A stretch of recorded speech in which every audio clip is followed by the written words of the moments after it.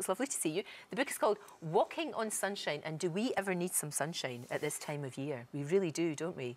Indeed. I think it's trying to make your own weather, and I like that. It's possible to try and do so. I do believe that. So look, Harry Styles, what a great seal of approval. You know, really, that is fantastic. Well, I was very thrilled, yeah. My daughter was even more thrilled. I bet she was.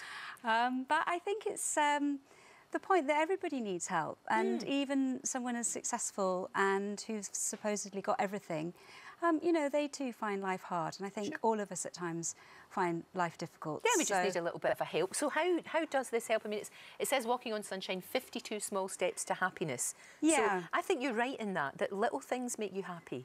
Yeah, I call it the 5% rule. I'm very distrustful of, you know, one size fits all and huge dramatic changes. I don't think that's really how we work, and I think it can even set us up for failure.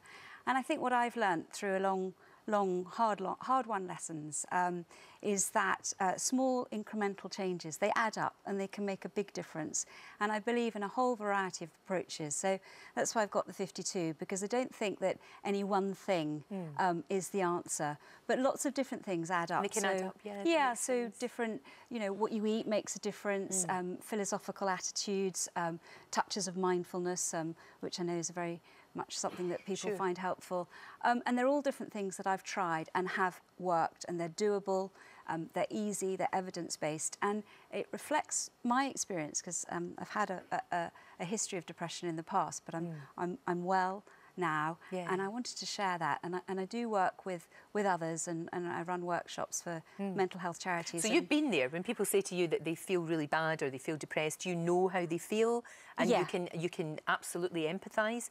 But if you were to say to someone, especially, you know that January is the month where people do feel down.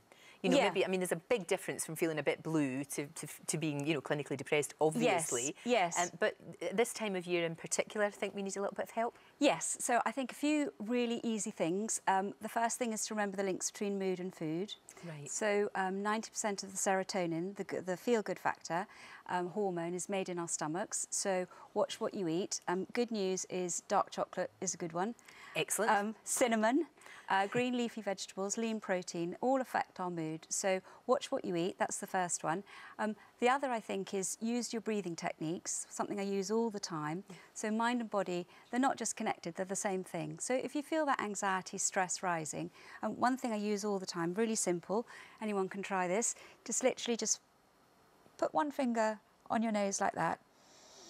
Just halves the rate at which you breathe, makes you feel nice and calm. Right, okay. Brings down your stress hormones, and you can just do it anytime, anywhere. So anytime you're feeling a wee bit uptight or a wee bit worried about something. Yeah, just remember those links, mind and body. So breathing is the ultimate being in the moment. And then the third thing is a sort of philosophical approach, is I think that perfectionism often goes with anxiety and stress. Yes. So I go for the 60% rule, which is, you know, if you're doing 60% well, you're doing really well, and cultivate that sort of gentle attitude to yourself. I mean, not true for surgeons or pilots, no, so indeed. be a little bit careful. But I think in our relationships, and especially as you say at this time of year, to sort of cultivate a sense of compassion and gentleness, not be too hard on ourselves. It's hard enough as it is. So cultivate that sense of gentleness, and I think that's something that I've had to learn. I've been a bit hard on myself in the past. Do you know, I think you're absolutely right, and I think that's something that an awful lot of women are, because I was talking about this sort of, you know, reaching the age of like 56, and I feel that when you get to that sort of age, you are less hard on yourself sometimes because of the experience that you've had in your life. Because when we are younger, you know, that rule you're saying, 60-40, makes perfect sense. Because we're always kind of like striving for perfection, and nobody's perfect. Absolutely no one. Yeah, and I think you're absolutely right. It's particularly common among women. So women present twice as often with anxiety, especially this time of year, and that sense that, you know, we're not good enough. So cultivate a different inner voice, a sort of gentler voice. I often think, what would I say to one of my own children? You know, if they were finding life hard, you wouldn't beat them up and say, you know, pull yourself together, try harder. You know, you'd give them a sort of metaphorical hug or a literal hug. Absolutely. And you can become that, like, almost that own sense of a gentle voice to yourself. So that's something perfect sense, Rachel. I've tried to learn myself. Sense. Yeah, exactly. Thank you so much. And Walking on Sunshine's out right now. And if it's good enough for Harry, it's good enough for everybody. Thank you. Thank you so Thank much. you so much. May you walk on sunshine yourself. I hope so. Will you? You seem as though you always do. Well, most of the time. I'm very lucky. Thank you very much.